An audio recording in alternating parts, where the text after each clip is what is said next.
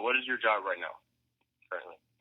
So right now I'm working with 680 The Fan as a sports talk radio host right here in Atlanta.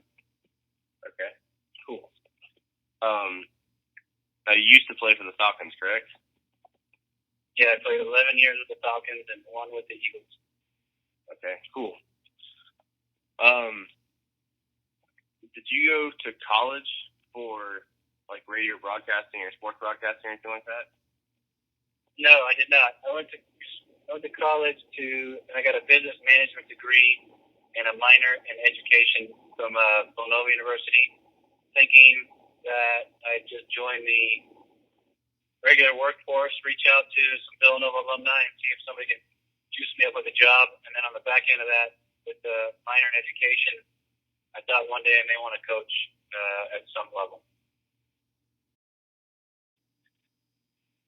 All right. So what exactly is involved in your day-to-day job at the Fan? So as a fan, a lot of what we do is obviously watching sports, local sports talk radio. So it's Hawks, Braves, Falcons, Georgia Bulldogs, Georgia Tech, and all SEC football. So really the key is to be in tune to what's going on in the sports world. So the night before our shows, if the Hawks are playing a playoff game, I'll either try to go to the game or watch it on TV. If the Braves are playing, usually just watch a lot of it or listen on the radio. And then we have a producer that sends us anywhere from 25 to 50 different links in an email to myself and our 2 other hosts. And then we read over those, figure out what our topics might be.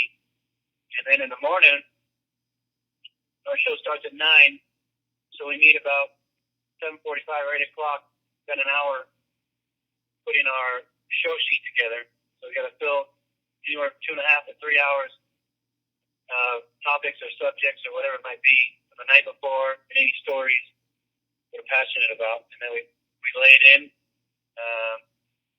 from 9 o'clock till noon, and then we're on the air at 9, and we just kind of go through it and rock and roll. So that's really what it consists of. And when we're done, we have a short post-show meeting, talk about the show itself for a minute, see if we have any ideas for the next day's show, and then we're right back at it again. Just super repetitive as far as watching sports, getting online, reading stories, all that kind of stuff. Do you have any advice for like kind of choosing a career path or kind of trying to get to where I need to be later in life? Yeah, so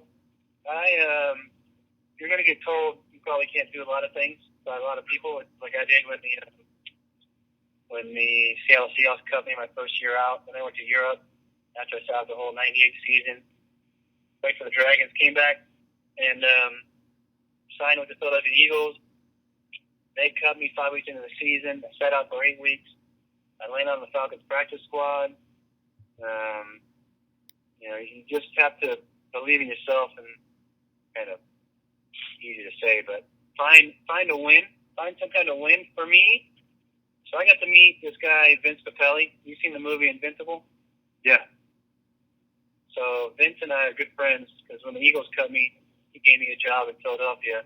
He still lived up there, and he hadn't done the movie yet. Became good friends, and he came and saw me again like 7-8 years later in Atlanta when I was doing well with the Falcons. And he asked me what my invincible moment was.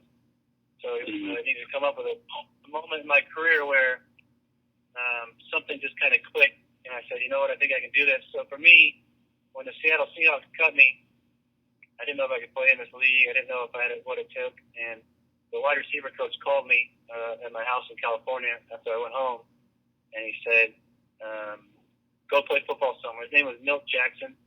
He was a wide receiver coach in Seattle at the time, back in '98. And he called me and he said, you're good enough to go play. You just need to work on a couple things, put a little muscle on, but go play somewhere. Go play in the Arena League, go play in Europe. But you have what it takes to play in the NFL. You just got to work on a few things. So for me, that moment, looking back on it, probably what put me over the edge, to have somebody that had been there and done it, believe in me, and believe me enough to call me and tell me that I had what it takes to do it. So you have to find those little wins in life where things don't look good, but you try to find the positives out of it and just keep grinding along. So.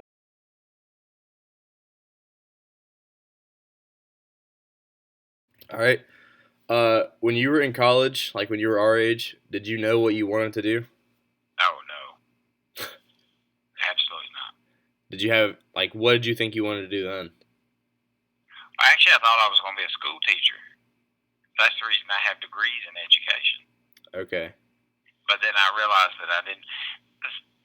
I thought I was going to teach marketing. That's what I wanted to do was teach marketing. Mm-hmm. And so I actually got degrees in education, but I spent a great deal of time in McGee Hall in the College of Business because if you want to teach marketing, you've got to get a degree in education. Mm-hmm. But yeah. What is it exactly that you do with your job now? So my job is kind of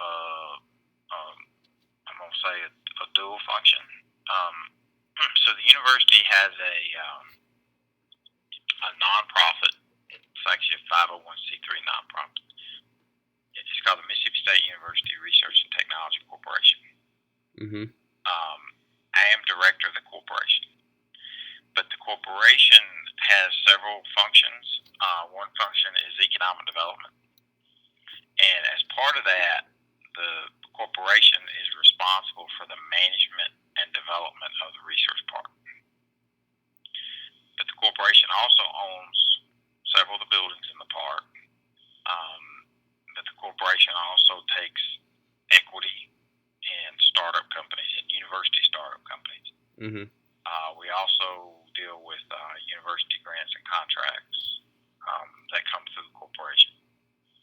So the corporation has several multifunctions. One is intellectual property, one is grants and contracts, and then one is economic development. And so I'm director of the corporation, but in lieu of, because the corporation has responsibility of the park, I'm also director of the Sackcock Research Park. So would you have any advice for me as I go along and kind of try to decide what I want to pick as a major and later on kind of try to figure out what I want to do after school? Look, number one thing you need, your major needs to be something you enjoy. Mm-hmm. Okay? Something that you would enjoy doing, something that you would have fun doing. Don't go get a degree in an area just so you can graduate and say, I have a degree.